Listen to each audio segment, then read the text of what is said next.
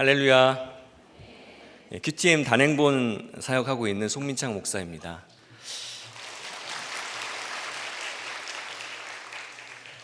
여러분, 끝은 또 다른 시작이다, 이런 말 많이 들어보셨죠?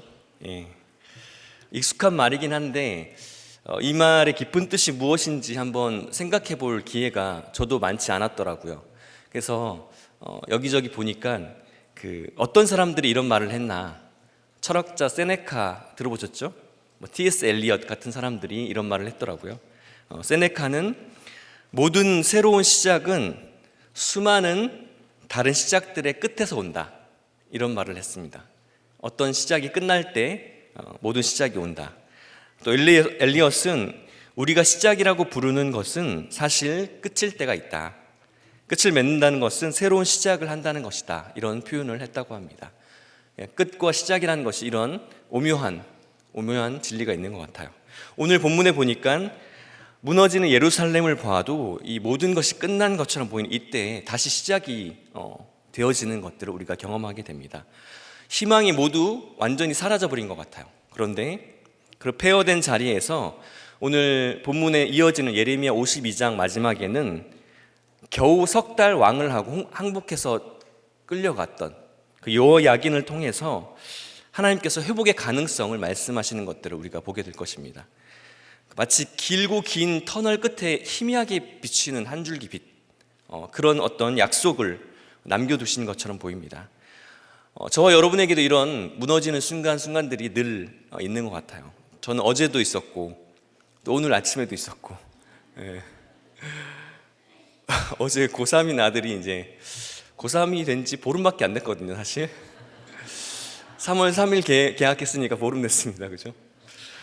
근데 집에 오자마자 이제 공부하라고 하는 엄마의 잔소리가 듣기 싫어가지고 고성을 지르기 시작했어요.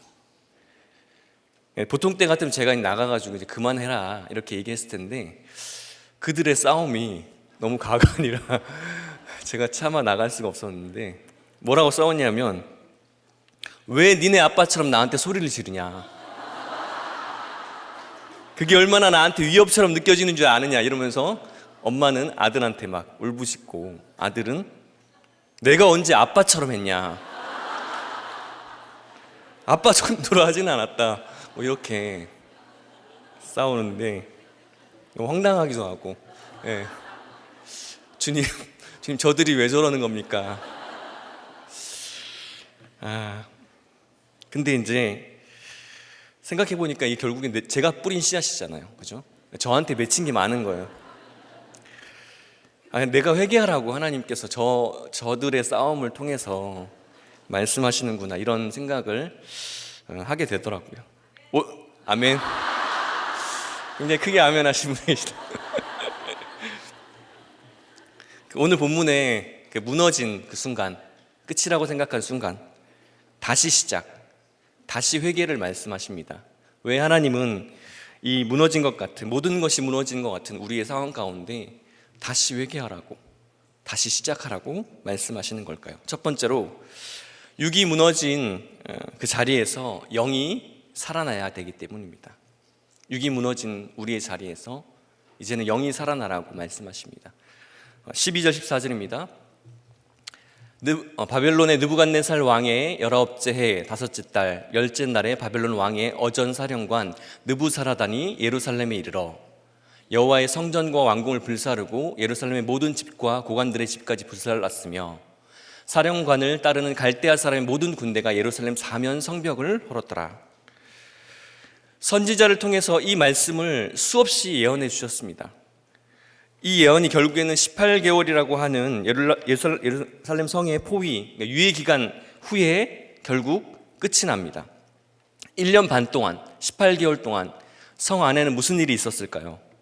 52장 오늘 본문의 앞선 본문을 보면 겨우 넉 달이 되어서 넷째 달에 이미 성중에는 기근이 심했고, 밤중에 시드기야 왕이 도망을 가다가 붙잡혀서 그 앞에서 두 아들이 죽임을 당하고 눈이 뽑혀버립니다. 왜 이런 잔혹사가 이 유다 왕과 그 땅에 일어날 수밖에 없는 걸까요? 그 이유를 어떤 신학자는 하나님께서 바벨론을 통해서 심판을 하시는데 마치 죄를 범한 유다가 예언된 형량만큼 형량 옥살이를 살아야 하는데 옥살이를 살지 않겠다고 도망가다가 결국에는 가중처벌 받는 거라고까지 이렇게 표현을 하더라고요. 그런데 우리한테는 이런 의문이 항상 있는 것 같아요. 하나님 왜 저들입니까? 왜 불의한 바벨론입니까? 왜 저들을 통해서 우리를 심판하시는 겁니까? 이런 의문들이 있을 수 있습니다. 그런데 우리가 너무 잘 알고 있는 하나님의 그 사람의 막대기와 인생의 채찍은 우리가 생각하는 그런 옳고 그름의 잣대로 판단할 수 있는 것이 아닙니다. 저희 아들이 어릴 때 그 드럼체로 엄마한테 맞았어요. 그래서 드럼체를 막 숨겼어요. 맨날 숨기고 옷장에 올려놓고. 그런데 드럼체가 없다고 때리지 못하겠습니까? 잡히는 것마다 파리채든 뭐든 잡히는 것마다 사실 때리려면 때릴 수 있는 거죠. 사람 막대기와 인생 채찍은 옳고 그름이 아니고 그 심판의 도구를 드시는 하나님의 뜻이 무엇인지를 우리가 알아야 하는 것이 필요합니다. 오늘 본문 13절을 보면 그 하나님의 의도가 더욱더 선명하게 나타납니다. 바벨론의 어전사령관 느부사라단이 예루살렘의 모든 것을 불태웠다고 합니다. 여러분, 지금도 수많은 곳에서 전쟁이 일어나고 있지만 아무리 전쟁을 한다고 해도 모든 것을 불태울 수는 없어요. 그죠?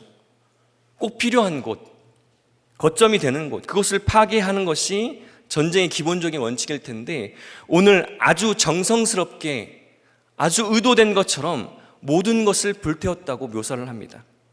성전과 왕궁은 물론 모든 집과 고관들의 집, 심지어 성벽 사면을 무너뜨렸다라고 기록하고 있습니다. 여호와 하나님을 조롱하는 거예요. 너희들의 신이 이것밖에 되지 않아. 그리고 그 집집마다 숨어있던 마지막 한 사람까지도 끌어내어서 그들을 죽이고 겨우 살아남은 자들을 끌고 갔다는 겁니다.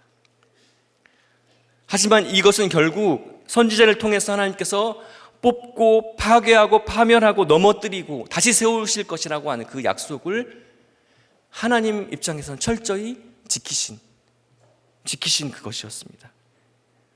저와 여러분의 인생 가운데도 그런 일들이 분명히 있었을 거예요. 저에게 처음 결혼하고 있었던 일은 신혼 때 제가 세우려고 했던 믿음의 가정, 믿음의 가정인 거죠. 그러니까 그것이 무너지는 그런 경험이었습니다. 아내와 제가 불신 결혼을 한 것이 아니에요. 혹시나 착각하시는 분들이 계실까봐 아내와 저는 청년부에서 만났습니다. 믿음의 부부, 믿음의 가정을 세우는 것이 너무나 당연한 것이라고, 당연히 될 것이라고 생각을 했습니다. 그래서 결혼 전에 선교사로 나가기로 약속도 하고 나갈 수 있을 거라 생각했는데 아내가 함께 선교를 나갈 수는 없을 것 같다고 그렇게 얘기했고 저 혼자 선교 훈련을 받으러 다녔어요.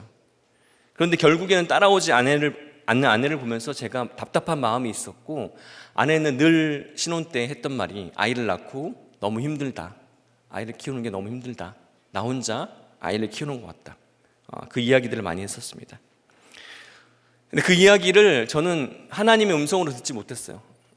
내가 세우려고 하는 것이 하나님과 상관없는 것인 줄 몰랐기 때문에 그 힘들다는 이야기를 이 정도는 다 힘들지 안 힘든 사람이 어딨어, 나도 힘들어 이러면서 맨날 그렇게 무시했던 것이 저의 모습이었습니다. 아내가 점점 산후우울증이 우울증으로 깊어지고 사람들을 만나지 않고 결국에 저는 결국에 끝까지 포기하지 못하고 파송이 안 되더라도 신학대학원을 가겠다고 하고 신학대학원을 다니기 시작했어요.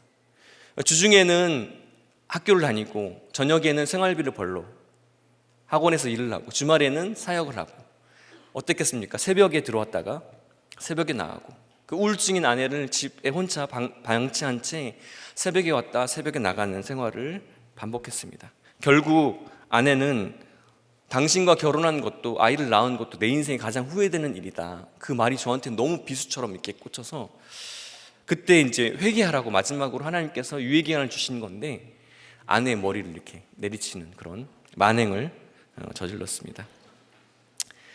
오늘 느부사라단을 통해서 모든 것을 불태워버렸던 것처럼 저희 가정에 마지막 남은 신뢰와 그 부부 관계라고 하는 것, 그 고리를 다 불태워서 하나님께서 무너뜨리신 것처럼 그렇게 느꼈을 그때에 제가 우리들 교회로 인도함을 받았습니다. 처음에 제가 말씀이 들렸을까요? 제가 말씀이 잘 들리지 않았어요.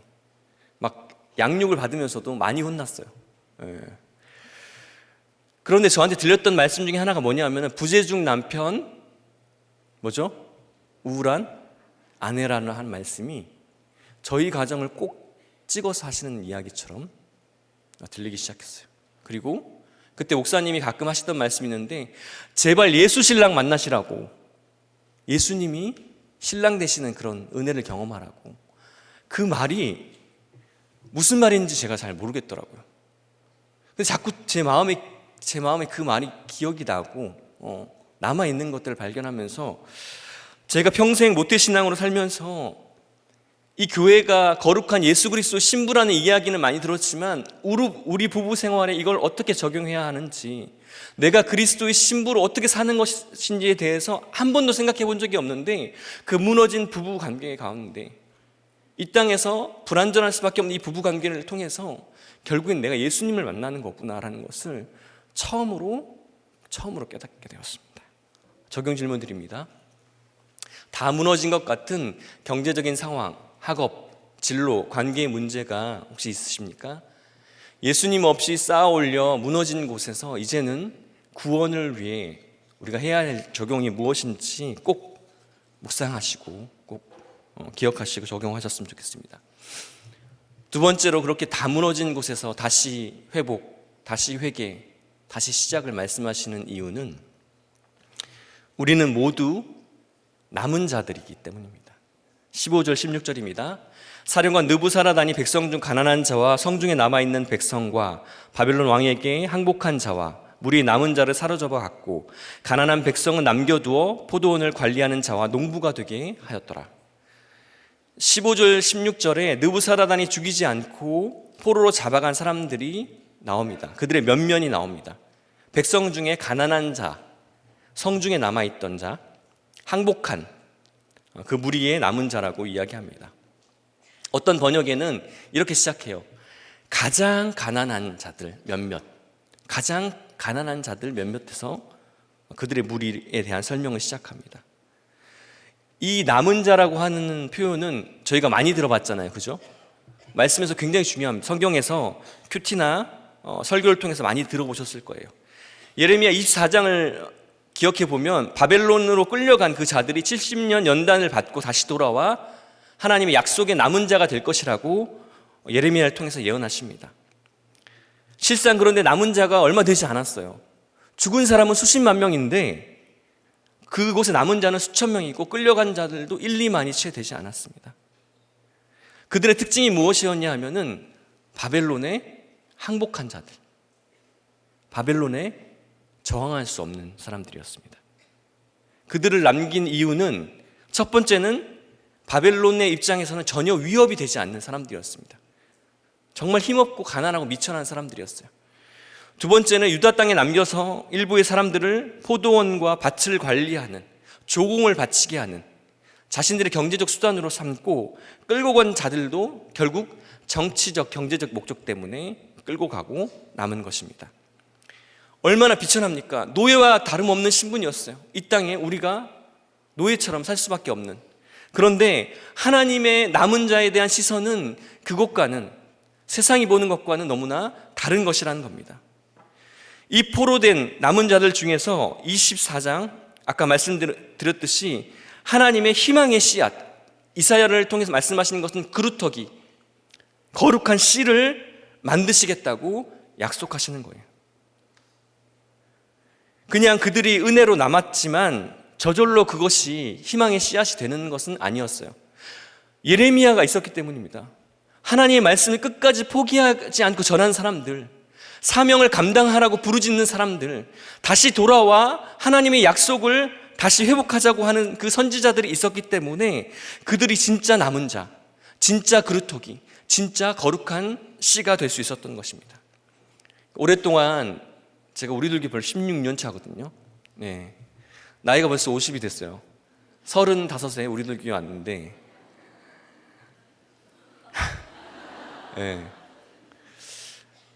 그런데 오랫동안 목장을 하면서 남은 자들을 너무 많이 보게 되었어요. 제 기억에 남는 부부 중에 다음 달 아이를 낳는 아내와 남편이 이혼을 하겠다고 목장에 온 거예요. 얼마나 기가 막힙니까? 다음 달 당장 애가 나오는데 지금 이혼을 하겠다고, 이혼 소송을 하겠다고 변호사를 알아보고, 양쪽 집안에서도 합세해서 이렇게 막 이혼하라고 종용하면서 그렇게 목장에 오게 됐습니다. 남편은 불신자였어요. 교회의 중직을 맡고 계셨던 그 여자 집사님의 아버님이 제게 전화를 하셔가지고 엄청 저한테 막 이렇게 소리를 지르시면서, 아니 일개 교회 담임 목사도 아니고 부목사가 우리 딸의 인생을 책임질 수 있는 거냐고, 책임질 거냐고 막 저한테 따지듯이 물어보셨어요. 제가 책임지겠다고 이야기했을까요? 저는 막 그렇게 자신감이 넘치는 스타일은 아니에요. 예. 책임지겠다는 말은 안 나오더라고요. 그런데 나중에 알고 보니까 저희 아내한테도 똑같은 전화를 하셔가지고 사모님 책임지겠냐고 막 이렇게 얘기했다고 하더라고요. 저희 아내는 네, 책임질게요.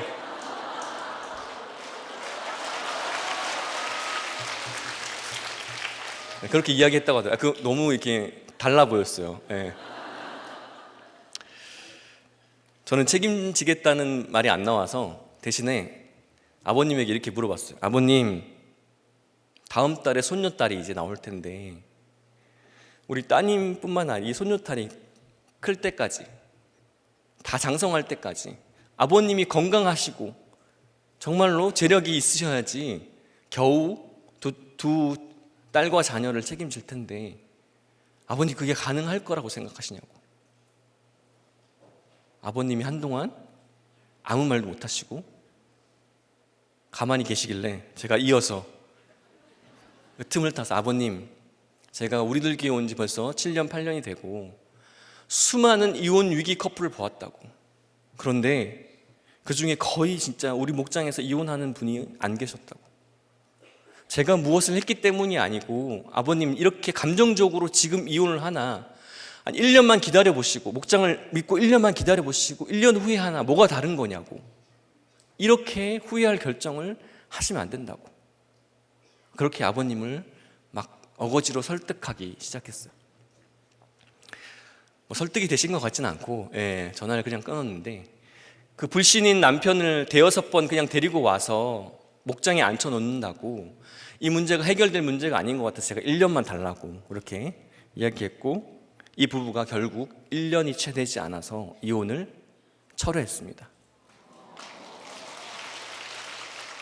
근데 이게 중요한 게 아니라 얼마 전 여자 목장 수련회 때 이분이 목자가 돼서 제 앞에 딱 나타나셨어요. 저기 딱 목사님 어디 계시냐고 막 이렇게. 근데 제가 그 여자 집사님보다 더 반가운 사람이 있었으니 남자 화장실에서 남편 집사님을 만났어요.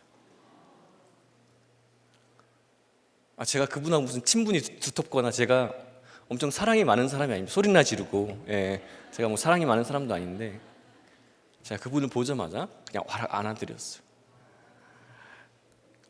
그 여자 집사님이 남은 자가 되어서 모든 것이 불신인 남편의 문제라고 생각했는데 불신 결혼한 자기의 죄를 회개하기 시작하셨어요.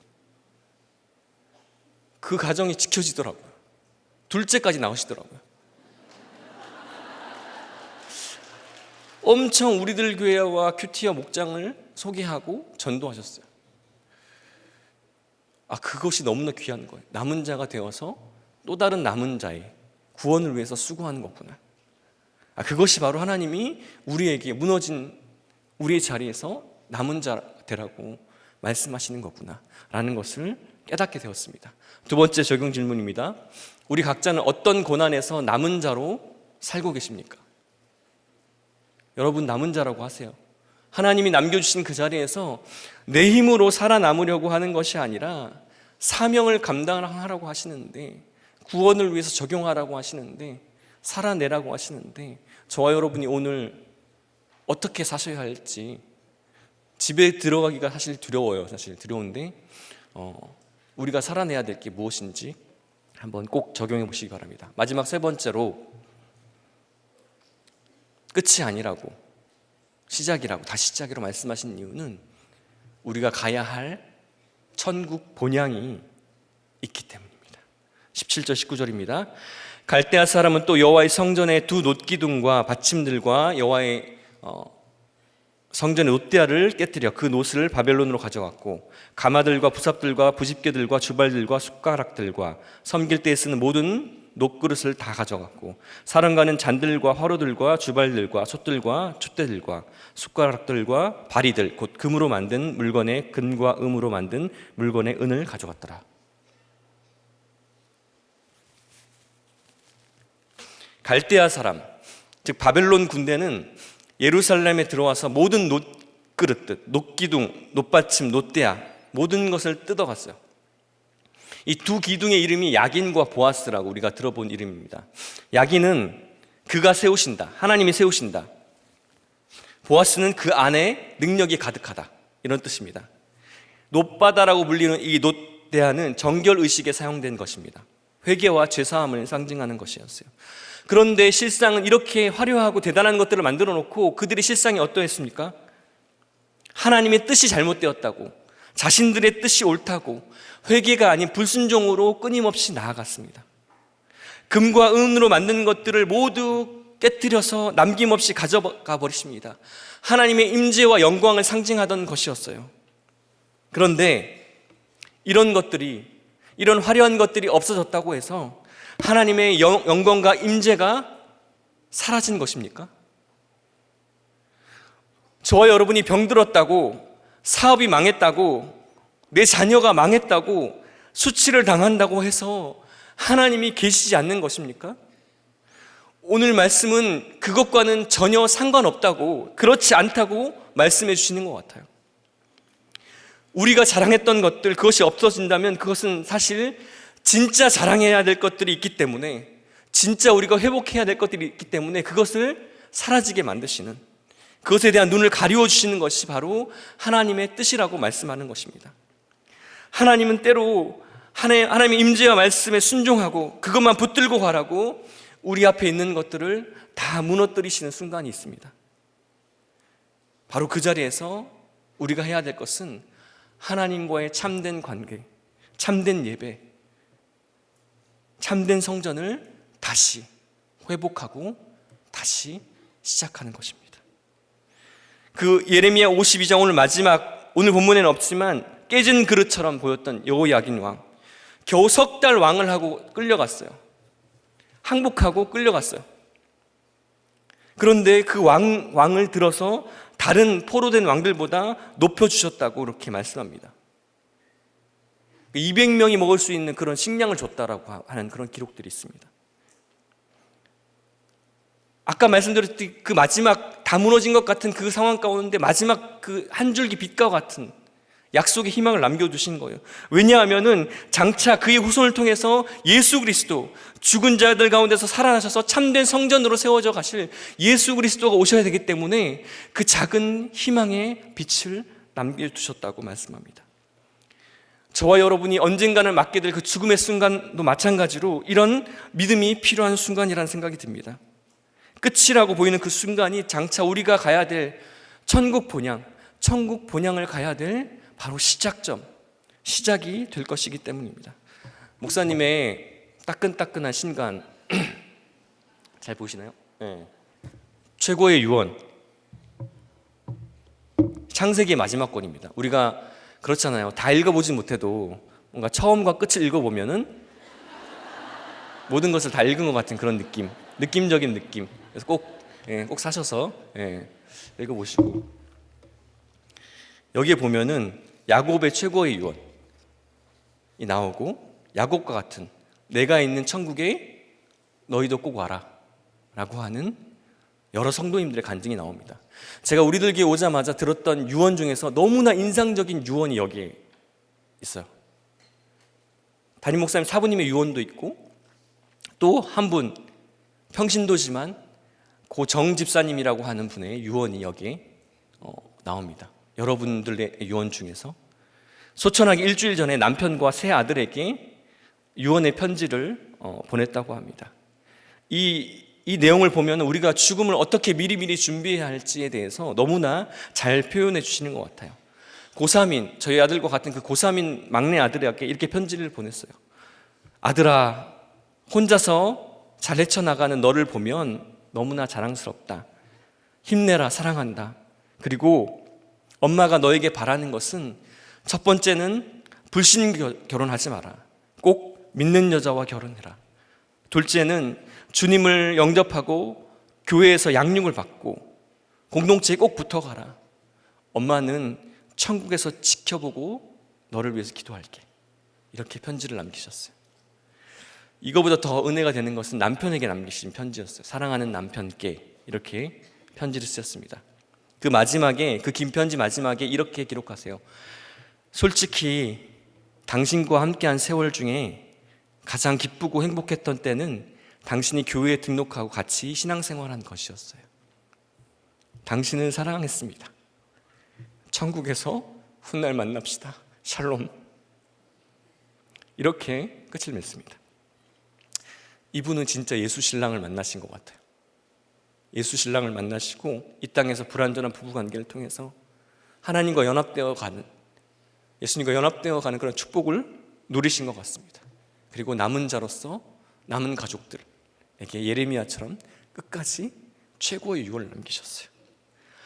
어떤 신학자는 예레미야서를 통해서 끝까지 순종하지 않는 저와 여러분, 끝까지 순종하지 않는 유다를 보면서 이러지도 저러지도 쉽게 벌하지도 못하시는, 애가 끊어지시는, 창자가 끊어지는 하나님의 안타까움이 표현되어 있다고 말하기도 합니다.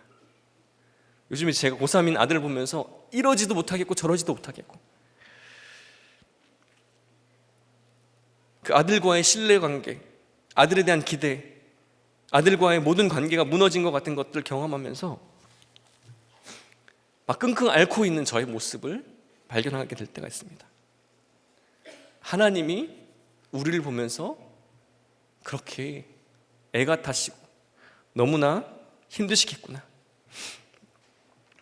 이 마지막 최고의 유언을 남겼던 야곱처럼, 그리고 정 집사님처럼 최고의 유언, 내가 있는 천국 본향에 너희도 함께 너희들을 초청한다라고 하는 그런 초청을 할 수 있는 저와 여러분이 되셔야 될 것 같아요. 그래서 제가 오늘 마지막에 저희 아들을 위한 유언을 준비해 봤습니다. 아들 듣고 있나? 아들이 고3의 때를 통해서 우리 가족들이 모두 하나님을 꼭 만나길 바란다. 대학에 가던 떨어지던 부태떨감하고 불신교제하지 말고 공동체에 잘 붙어 양육받고 큐티하고 공동체에서 자매를 만나서 꼭 신결혼해라. 그리고 불완전해 보이는 그 부부 생활을 통해서 결국에 예수 신랑 너도 꼭 만나라. 언젠가 우리 다 천국에서 꼭 다시 봐야 한다. 샬롬.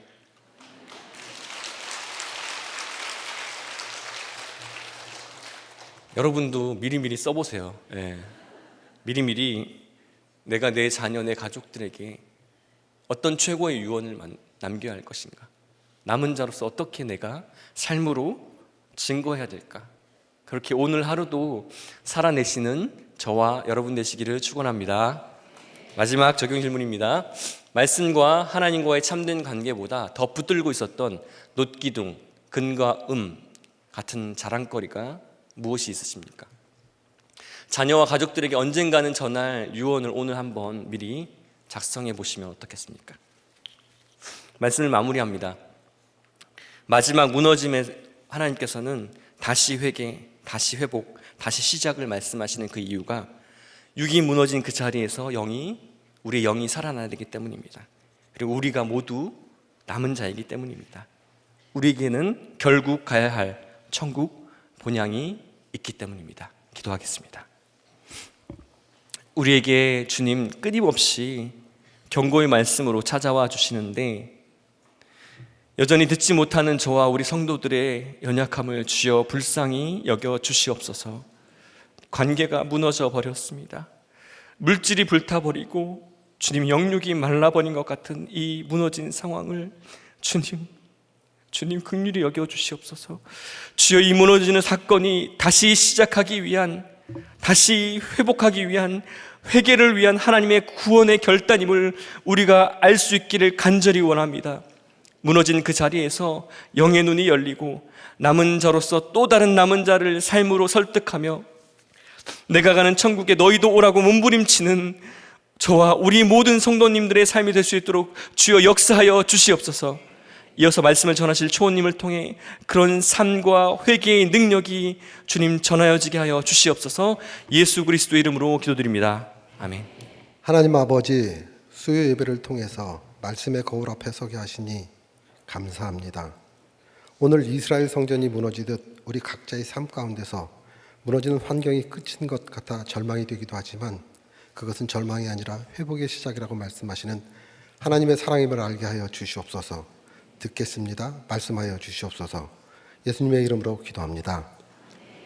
샬롬, 안녕하세요. 장행구 초원지기입니다. 제가 이 본문으로 새벽 설교를 한 것은 작년 크리스마스 이브였습니다. 그런데 벌써 절기가 지나서 추운 겨울이 지나고 따뜻한 봄이 되었습니다. 오늘 봄비가 내리고 있습니다. 내일 모레가 춘분입니다. 농부들이 농사를 새롭게 시작하는 것처럼, 한 해를 시작하는 것처럼 하나님께서 우리를 다시 새롭게 만져서 변화시켜 주실 것을 믿습니다. 저는 퇴직을 하고 3년 전부터 개인 택시를 운행하고 있었습니다. 그러다 최근에 아내와 함께 식당을 창업하려고 준비 중에 있는 상태입니다. 오늘 큐티인 본문은 무너지는 예루살렘이라고 말씀을 하십니다. 저는 새벽 설교에 주신 본문을 묵상을 하면서 왜 무너진 것도 아니고 무너질 것도 아닌 동영상처럼 보여주듯이 이렇게 무너지는 예루살렘이라고 이렇게 하셨을까, 이런 것들을 생각해 보았습니다. 그리고 주님은 제게 내가 얼마나 아내와 딸 그리고 아들에게 힘들게 했는지 보라고 하시는 것을 알게 되었습니다. 직면하지 못하니까 깨닫지 못하고 내 죄를 인정하지도 않으니 무너지는 딸의 사건을 통해서 회개하라고 주신 것임을 알았기 때문에 깨달아져서 그것이 회개가 되었습니다. 그럼 왜 오늘 예루살렘이 무너진다고 하셨을까요? 첫째, 무너짐은 갑자기 일어나는 일이 아니라고 말씀을 하십니다. 예레미야서 51장의 마지막에는 예레미야의 말이 이에 끝나니라로 마칩니다. 그래서 독자들은 예레미야서가 끝났다고 생각을 했지만 52장이 시작되었습니다. 그리고 시드기야 개인의 멸망과 또 오늘 남유다의 국가적 패망을 말씀을 하시는데 맨 마지막에는 이스라엘에 대한 회복에 대한 소망을 말씀하시는데 이것이 다시 한번 유다의 배반으로 인한 하나님의 심판인 것들을 확실하게 하기 위함입니다. 그래서 일부 학자들은 이 52장을 예레미야의 부록과도 같다고 하는데 이 본문이 저에게는 주님께서 주시는 크고 크신 사랑임을 알게 되었습니다. 하나님은 1년 6개월이라는 유예기간을 주시고 기다려 주셨지만 이스라엘 백성들이 끝내 돌아오지 않으니 한 번에 성전을 무너뜨린 것처럼 보이지만 실상 이런 무너짐은 하루아침에 오지 않았습니다. 몇 번의 유예기간과 돌이켜 회개할 기회도 주었지만 끝내 돌이키지 않고 회개하지 않으니 이스라엘 성전과 그리고 예루살렘 왕궁이 바벨론의 침공으로 인해서 끝내 불살라지고 무너져 버린 것입니다. 저의 인생 또한 마찬가지였었습니다. 예루살렘 성전이 무너지는 이 사건을 통해서 하나님만 바라보라고 하셨지만 지금의 아내를 만나기 전까지 저는 하나님을 보지 못했기에 끊임없이 하나님 없는 선택, 잘못된 선택을 하면서 살았습니다.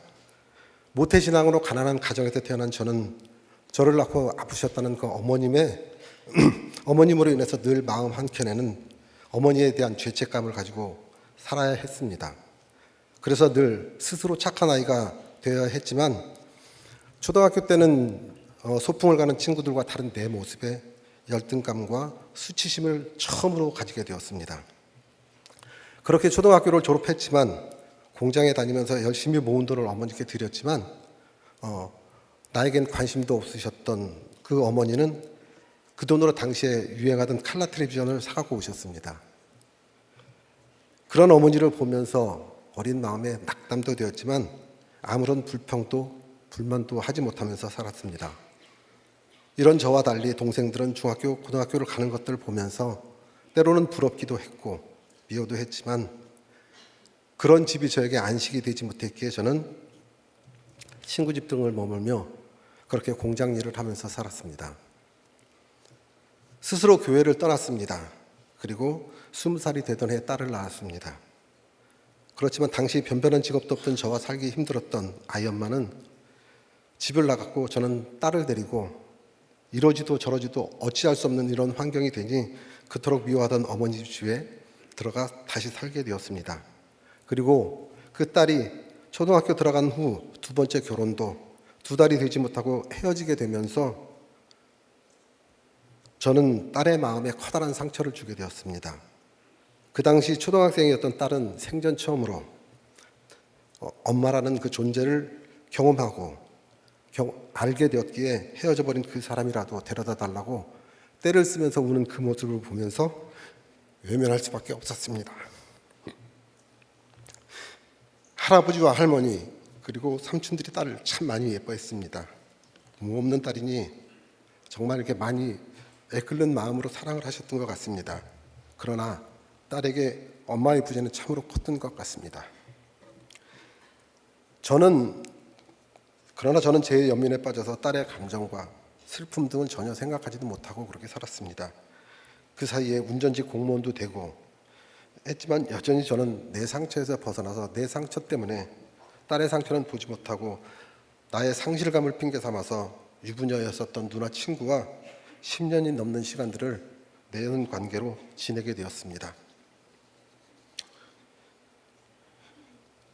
이 시간 동안에 딸은 초등학교를 졸업하고 중학교에 들어갔습니다. 그러나 제가 아빠로서 한 일은 돈을 벌어다 주는 것뿐이었었고 그 일을 하면서 정말 내 할 일은 다 했다고 생각했을 뿐이었었습니다. 그 사이 딸은 가족들의 그 무조건적인 사랑을 받으며 경계가 없는 아이로 자라게 되었습니다. 저는 늘 부재중이었기에 저희 부모님과 동생들은 불쌍하다고 용납을 하면서 키운 것들이 딸에게는 독이 되었던 것 같습니다. 그래서 딸은 고집스럽고 자기밖에 모르는 이기심이 가득한 아이로 자랐습니다. 그러니 당연히 규제를 견디지 못하는 아이가 되었고 학교를 안 가기도 일쑤였었습니다. 한 번은 딸을 학교에 데려다주고 사무실에 출근을 했는데 바로 선생님으로부터 전화가 와서 아이가 학교에 안 왔다는 전화를 받을 때면 너무나 화가 나기도 했었습니다. 이런 사건들이 반복이 될 때마다 저는 어려서부터 다녔던 교회로 돌아와서 하나님께 물어야 했지만 그러지 못했습니다. 그러면서 당연히 딸은 중학교를 자퇴하고 나쁜 친구들과 어울려 다니며 사고를 일으키니 불안한 마음들은 커갔고 하지만 제대로 양육하지 못한 죄책감으로 인해서 야단 한번 제대로 치지 못하며 애써 외면을 하고 지냈습니다. 그러다가 저희 어머니께서 돌아가셨습니다. 딸에게는 엄마와 같은 할머니가 돌아가셨으니 딸의 사면 성벽이 헐어진 것과 같았을 것입니다. 그러나 저는 겉모습은 성인이 된 딸이고 이미 딸의 그 무분별한 행동에 지쳐서 알아서 하겠지 하고 방치를 해두었는데 이처럼 하나님이 없었던 선택은 계속 잘못된 선택을 할 수밖에 없다는 것을 나중에야 깨닫고 너무도 후회가 되었습니다. 예루살렘 성전이 무너지는 것은 두 번째, 깨닫지 못하니까 모두 가져가십니다.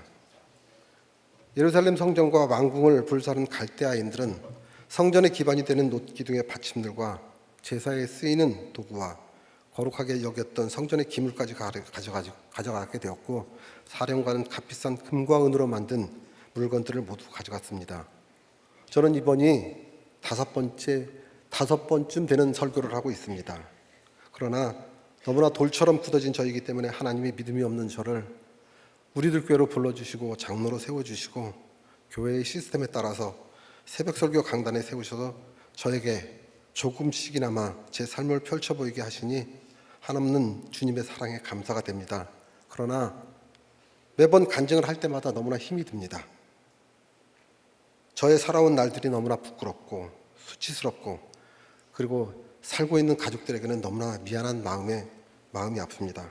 그런데 이번에는 특히 더 힘이 들었습니다.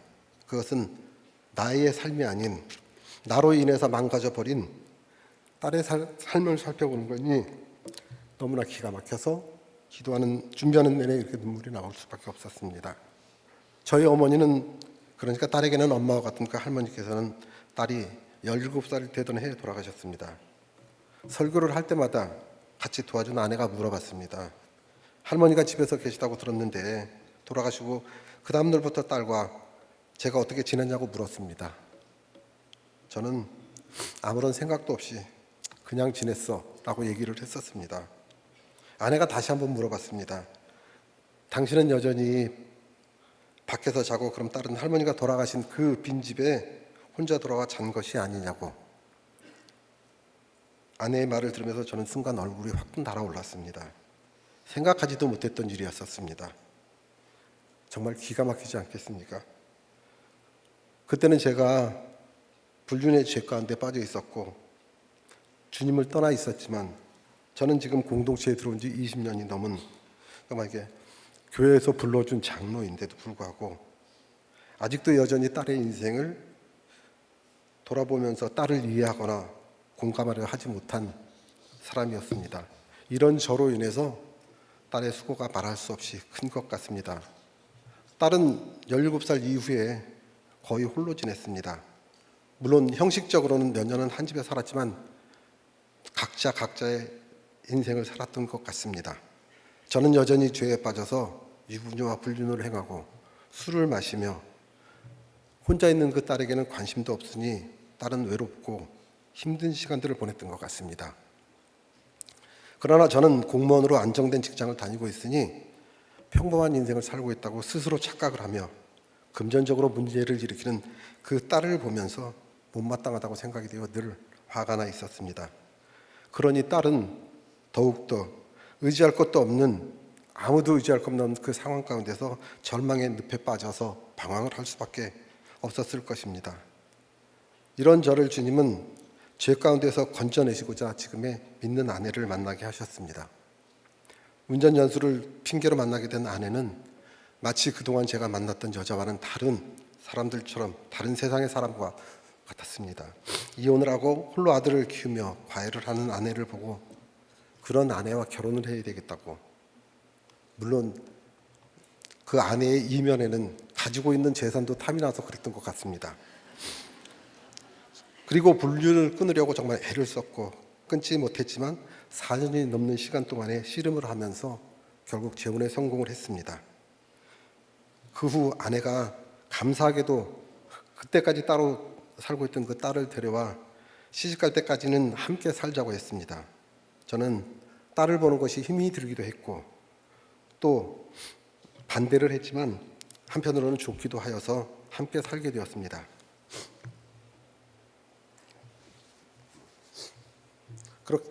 그렇게 함께 살게 된 딸과 함께 지내며 교회도 가니 어느 날 딸이 결혼을 한다고 말하니 너무나 기뻤습니다. 하지만 또 마음 한켠에는 딸을 돌봐야 하는데 내 책임을 사유에게 넘기는 것 같아 미안한 마음이 들기도 했습니다. 그러나 손녀들도 낳고 목장도 잘 나가며 딸이 부목자까지 하게 되니 안심이 되었습니다. 그러나 경계가 없이 자랐던 그 딸은 사유의 수입만으로는 온전히 살아내지 못했습니다. 결혼 전에도 돈을 벌게 되면 그 돈을 다 써야 했던 딸이기에 개인 용달을 하는 사유의 그 일정치 못한 수입에 맞춰 살아내지 못한 것입니다. 가계에 빚은 쌓여갔고 그것이 사유에게는 압박이 되어서 사유는 공황장애가 와서 본당에서 예배를 드리지 못하고 카페에서 예배를 드리기 시작을 했습니다. 그나마 손녀들이 예배를 드리니 감사하기도 했지만 딸 부부의 예배가 무너지는 것이 차츰 근심이 되기 시작했습니다. 그렇게 오늘 예루살렘 성전을 세우는 두 녹기둥이 무너지듯이 온전한 주일 성수와 예배가 무너지다 보니 목장 예배도 띄엄띄엄 가는 지경에 이르게 되었습니다.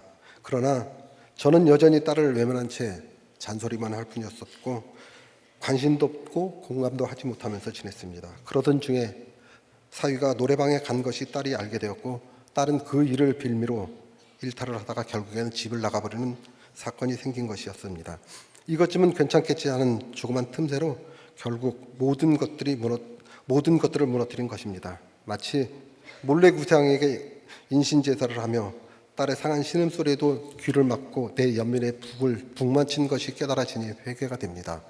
이 일은 마치 갈대아 군대가 예루살렘 사면 성벽을 허무는 것처럼 딸이 나간 후 성전의 기둥과 그릇들이 하나씩 사라지듯 예배가 무너지고 질서가 무너지고 손녀들의 일상들이 다 무너졌습니다. 부삽과 부직배와 주발과 숟가락까지 가져갔다고 하시듯 중학생과 초등학생인 두 손녀는 학교를 안 가는 날이 많아졌고 결국 빚은 쌓여져 사위는 화물차를 처분하게 되며 집안은 발 디딜 틈도 없이 쓰레기가 쌓여 엉망이 되어갔습니다. 아내와 함께 딸 집에 가보면 입구에는 택배 음료들이 쌓여있고 싱크대에는 먹은 그릇들로 냄새가 진동하고 거실은 배달 음식 그릇들이 널브러져 있었습니다. 마치 어쩌다 한 번씩 나오는 그 텔레비전의 모습과 너무나도 흡사하였습니다. 옷들은 세탁한 옷과 빨래가 뒤범벅이 되어서 알 수가 없었고 강아지와 고양이까지 키우니 배변 냄새와 털이 날려서 입으로는 숨을 쉬기도 힘든 환경이었습니다. 엄마가 없는 집안의 실상은 기가 막혔습니다. 이처럼 우리 딸 한 명이 없어서 이런 상황이 되었었는데 저는 제 딸은 엄마도 없었고 아빠도 없었던 그 긴 시간 동안을 홀로 보냈으니까 얼마나 두렵고 무섭고 참담했을까 싶어 가슴이 먹먹해졌습니다.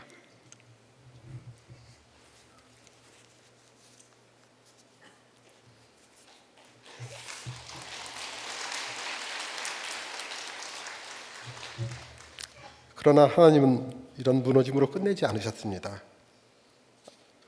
아내와 더불어 그동안 딸의 엄마가 되어준 공동체에 많은 집사님들이 계십니다.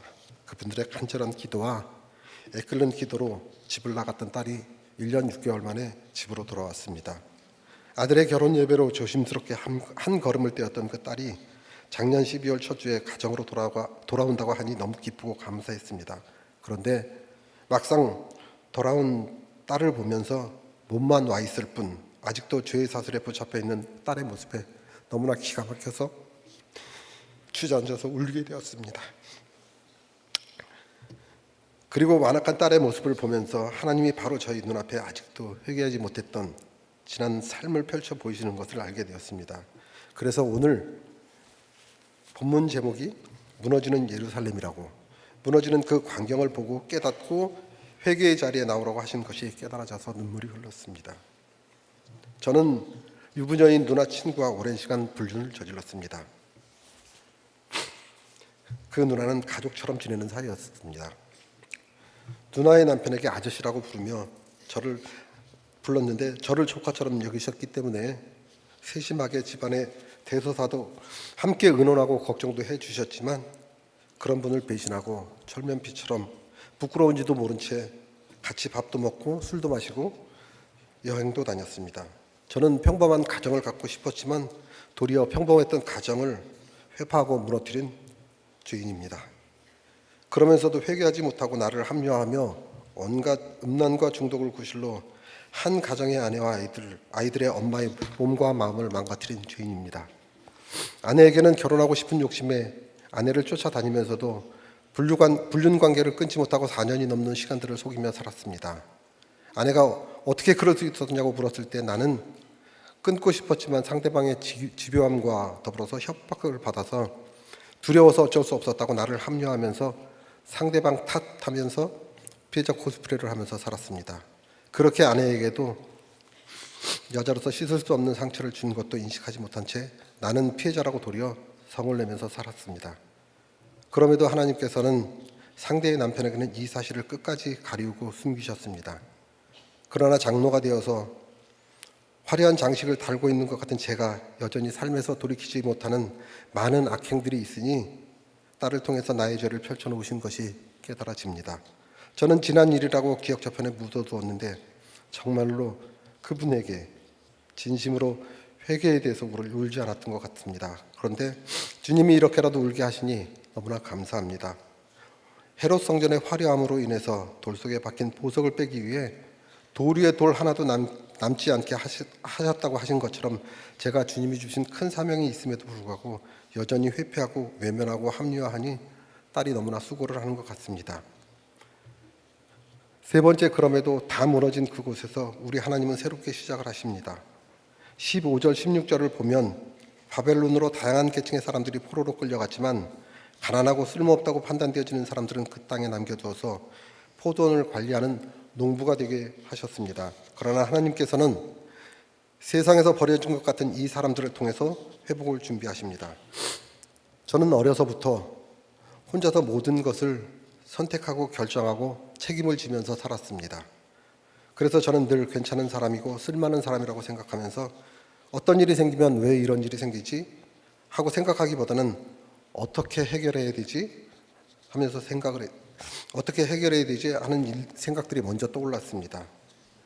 그러니 교회에 와서도 하나님께 맡기고 기도하기보다는 스스로 하나님의 자리에 앉아서 문제를 해결하려고 했습니다. 그러나 제가 무슨 힘이 있어서 문제를 해결하겠습니까?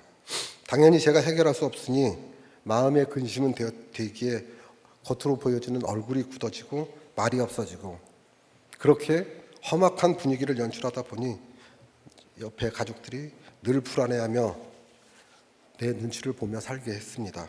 저는 재혼한 지 20년이 되었습니다. 그리고 늘 당연히 최선을 다해서 살았다고 여겼습니다.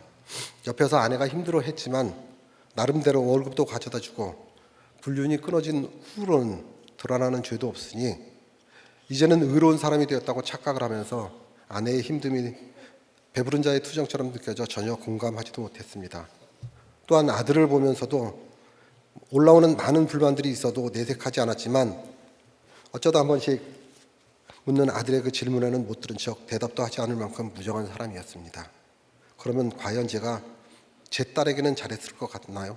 목사님께서는 작년에 수요 설교를 했을 때 저에게 나르시스트라고 말씀을 하셨는데 그때는 목사님 앞이어서 인정을 했지만 그런 사람이라는 생각이 들지 않았습니다. 그러나 저는 정말 나르시스트가 맞습니다. 저는 저의 모든 감정이 중요해서 딸의 가출에도 온전히 딸을 공감하지 못했습니다.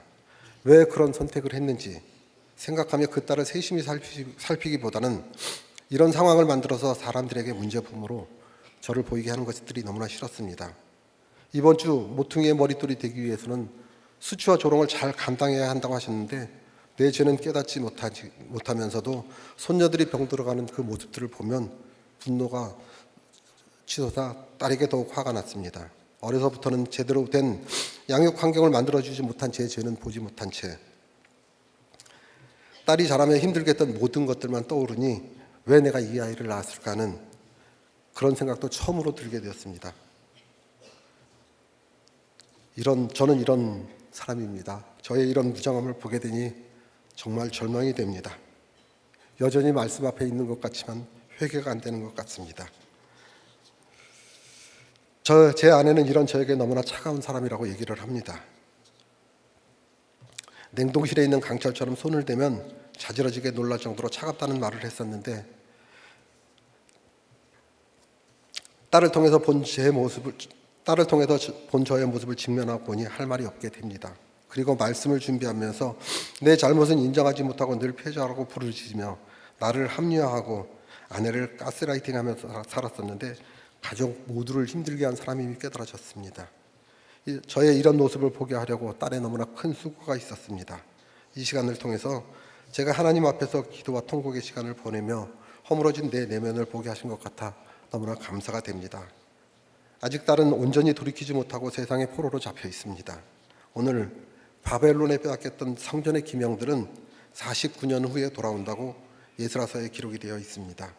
그리고 두 번째 수룹바벨 성전도 건축이 됩니다. 저는 지금은 황폐하고 무너진 포도원이지만 주님께서 남겨두신 자로 예루살렘 공동체에 두셨으니 삼겹줄의 공동체에 힘입어 포도원을 잘 가꾸며 언젠가는 회개의 기명들을 가지고 올 딸을 잘 기다리고 있겠습니다. 너무나 부족하여서 목사님께 죄송하고 우리 공동체 식구들에게 정말 죄송합니다. 저의 이 야곱과 같은 험악한 인생이라도 하나님께서 써주시니 감사합니다. 주신 사명을 잘 감당하고 갈 수 있도록 기도 부탁드리겠습니다. 무너짐은 마지막이 아닙니다. 새롭게 세워주시려는 하나님의 사랑이고 은혜입니다. 오늘 무너진 것 같지만 무너진 각자의 인생의 성전에 하나님께서 찾아오셔서 우리 모두를 새롭게 하실 것을 믿습니다. 말씀을 맺겠습니다. 무너지는 예루살렘은 갑자기 일어나는 일은 아닙니다.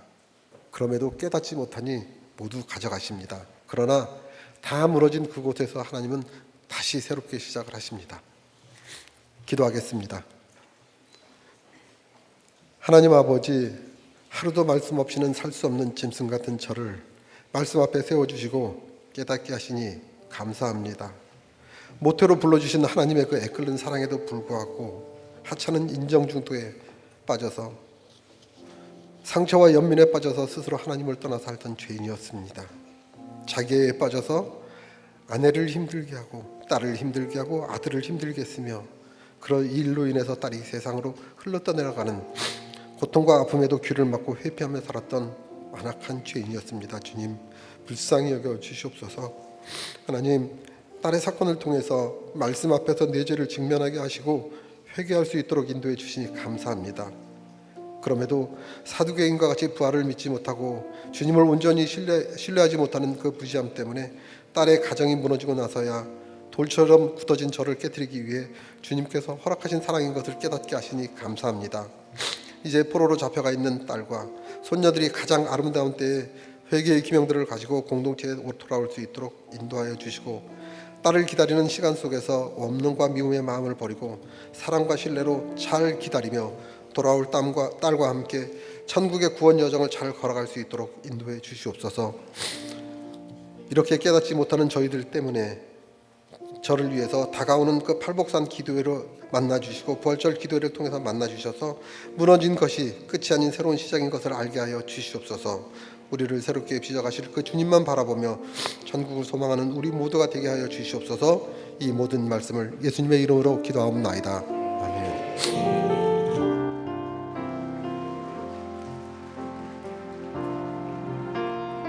우리는 하나님의 자녀, 주 사랑 안에 우리 거할 때 주님 나를 사랑하신 것 같이 우리도 서로 사랑할 수 있네. 우리는 주의 몸된 교회, 뭐든지 제가 하나 될 때 예수님의 마음을 닮아가며 고통과 즐거움 함께 나누네. 하나님 안에서 우리 서로 이어져 주가 거하신 성전이 되네. 모퉁이 돌 되신 예수와 하나 되게 하신 성령 안에 함께 지어져가. 한 번 더 하나님 안에서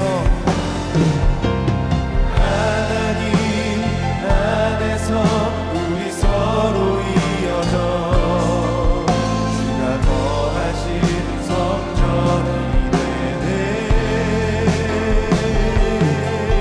모퉁이 돌 되신 예수와 하나 되게 하신 성령 안에 함께 지어져 가네. 다 무너진 것 같은 그곳에서 예수 그리스도와 함께 우리 가정을, 우리 공동체를 다시 세워져 가게, 지어져 가게 하신다고 오늘 고백하게 하십니다. 돌아오지 않는 자녀를 통해 나의 상처와 중독에서 빠져나와 이제 주님밖에 없다고, 이제 회개의 사명밖에 없다고 외치시는 우리 초원님처럼 주여, 이 시간 돌아오지 않는 우리를 애통함으로 바라보시는 그 하나님의 마음을 알 수 있는 그런 기도를 드리게 해달라고 이 시간 간구하길 원합니다. 하나님 말씀 없이 살 수 없는 이 짐승과 같은 우리를 불쌍히 여겨달라고, 주님, 내가 가는 천국에 너희도 오라는 그런 삶으로, 적용으로 몸부림치며 살 수 있는 저희가 되게 해달라고 이 시간 간절히 기도하길 원합니다. 무너짐의 사건 가운데 남은 자의 사명을 감당하며 또 다른 남은 자를 구원으로 인도하는 그런 하나님 사명자의 삶을 살아가는 우리가 되게 해달라고 이 시간 주여 함께 부르짖으며 기도하심으로 나아가시겠습니다. 주여, 하나님, 이 무너진 것 같은 상황 가운데 예수 그리스도를 바라보라고 모퉁이를 대신 예수님께서 이 무너진 곳에서 다시 성전을 세워가시는 것입니다. 주님 말씀하시는데, 주님 돌아오지 않는 우리 하나님 자녀와 가족과 주여 하나님 나의 상처와 중독에서 주님 이제는 아버지 하나님 우리를 못 쓰겠습니다. 주여 이제는 회개, 다시 회개라고, 다시 회복이라고, 다시 시작이라고 말씀하시는 그 하나님 말씀 앞에 하나님 우리가 무릎을 꿇습니다. 주여 이가 끓으시는 그 하나님 간절함으로 우리를 하나님 인도게 하시는 그 하나님의 마음을 주여 이 시간 성령님 부어주시옵소서. 하나님 말씀 없으시니 되겠다. 하나님 미치는 아버지 하나님 지금과 같은 삶을 살 수밖에 없는 우리가 주여 이제는 아버지 하나님이여 야곱과 같은 인생이 아니라 최고의 유언을 남기신 야곱과 같은 아버지 하나님이여 내가 가는 천국에 너희도 오라고 하나님 말씀하는 아버지 유언하는 아버지 삶을 아버지 하나님 살아갈 수 있도록 주여 저희를 아버지 하나님 붙들어 주시옵소서. 하나님 남은 자의 사명을 감당하길 원합니다. 신들의 하나님 가문과 같은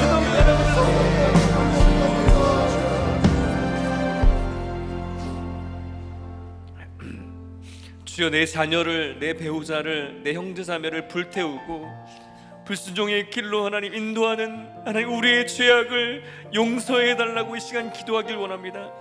하나님 말씀 앞에 항복하는 우리가 되길 원한다고, 이혼의 위기 가운데 있는 가족의 가출과 중독 가운데 있는 주님 우리의 가정을 주님 불쌍히 여겨달라고 이 시간 간절히 기도하길 원합니다.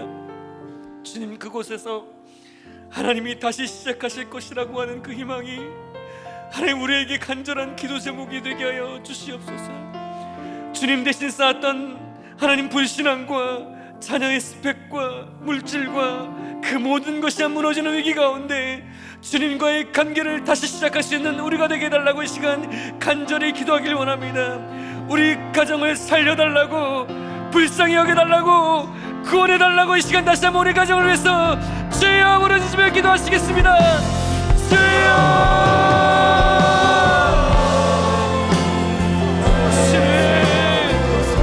우리 배우자를, 우리 형제자매를 불태우고 불순종의 길로 하나님 인도하는 우리의 죄악을 주여 용서하여 주시옵소서. 하나님 없이 하나님 아버지 세운 것들이 무너졌습니다. 주여 이제 한국 가오니 이제는 말씀 앞에 한국 가오니 주여 우리를 나오는 극률하게 하여 주시옵소서. 이혼의 위기 가운데 하나님 가족의 가출과 하나님 나의 중독의 사건 가운데 주님 인생이 무너진 것 같은 것들을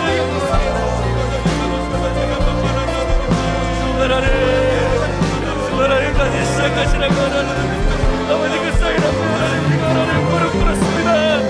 주님 우리 가정을 회복시켜 주시옵소서. 주여 우리 가정을 살려 주시옵소서.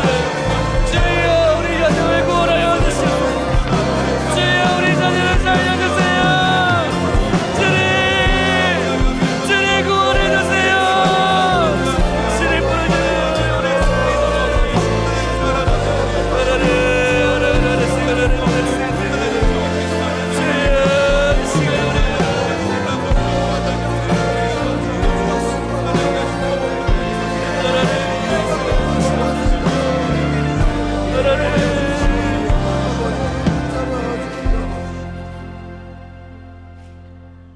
우리를 살려주고 함께 남은 자 되어준 목장 공동체, 선지자와 같은 말씀의 공동체, 우리 교회를 위해서 시간 기도하길 원합니다.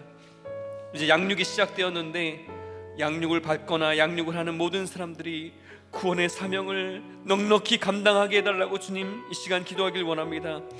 월요 큐티 모임과 띵크쌤이나 수요 웬즈데이 워십과 부모학교와 또 부활절 전도축제와 모든 주일 예배 주일학교가 주님의 임재와 영광을 바라보는 경험하는 그런 예배가 되게 하여 주시옵소서.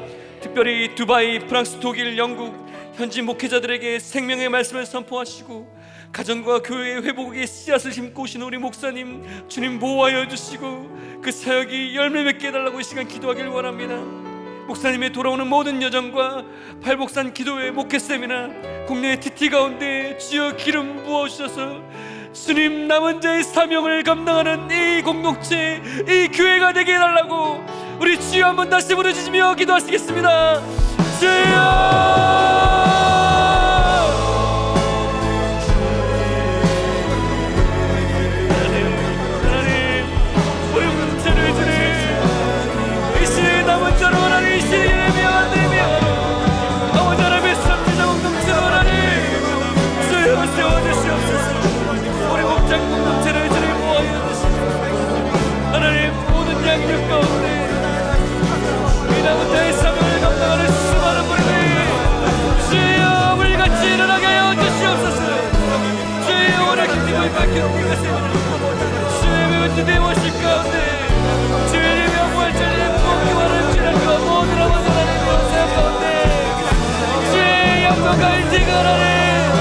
성령의 능력으로 임재하게 해주시옵소서. 두바이 땅에 복음이 들어졌습니다. 전쟁의 포함 가운데 있는 땅 가운데 하나님 말씀이 전해졌습니다. 주여 살려주시옵소서. 프랑스 언어를 영국에 원하는 것을 주님의 회복의 씨앗들이 주님 수많은 열매로 하나님 말씀이 열매로 하나님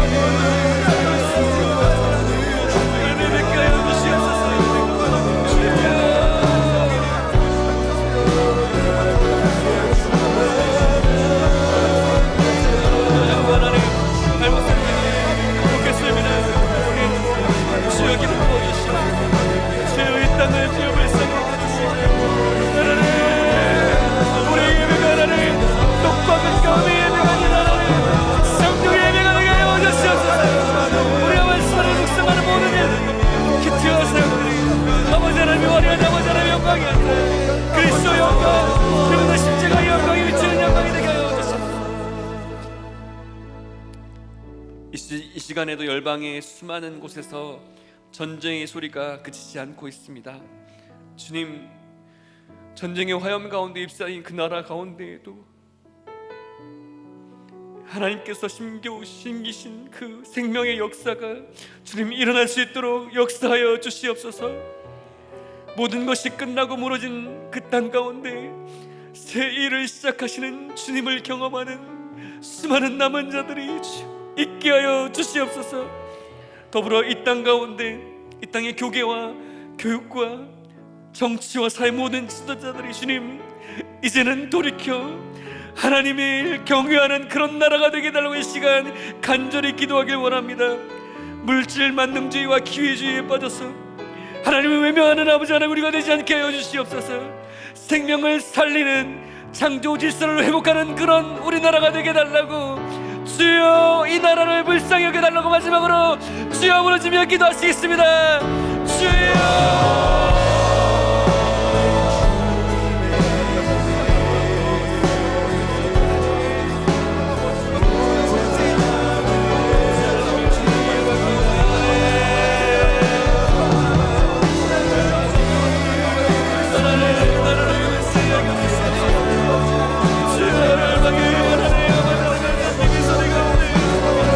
주여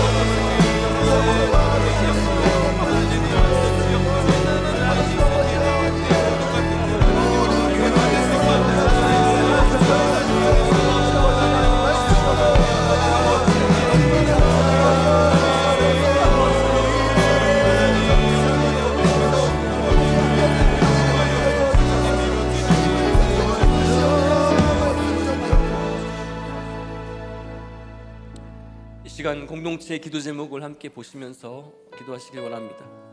이정래 집사님의 남편, 김혜원 집사님의 딸 김예진님, 이은성 집사님, 이철환 집사님의 어머니 강선영 집사님, 최영진 집사님의 어머니 김분두님, 정미경 집사님의 남편 김태호, 김양미 집사님의 남편 박문규님, 정미건 집사님의 시아버지, 오한나 집사님의 어머니 김재숙 집사님의 남편 최태원님, 이수영 집사님, 박정식 집사님, 유경아 집사님 어머니, 정계자 집사님, 김효진 청년, 최지영 집사님, 오원한 집사님, 강종죽 집사님의 큰딸 부부 유혜지, 유현주님, 이수희 집사님의 아들 김문정 집사님, 우리 수많은 질병과 또 가정의 위기 가운데 여러 기도 제목들을 내놓으셨습니다. 하나님, 이 무너진 자리에서 이들이 하나님 남은 자로서의 사명을 감당하는 한 사람 한 사람 되게 하여 주시옵소서. 고쳐 주시옵소서. 이 시간 다시 한번 주여 부르시며 우리 공동체 기도 제목을 가지고 함께 기도하심으로 나아가시겠습니다. 주여.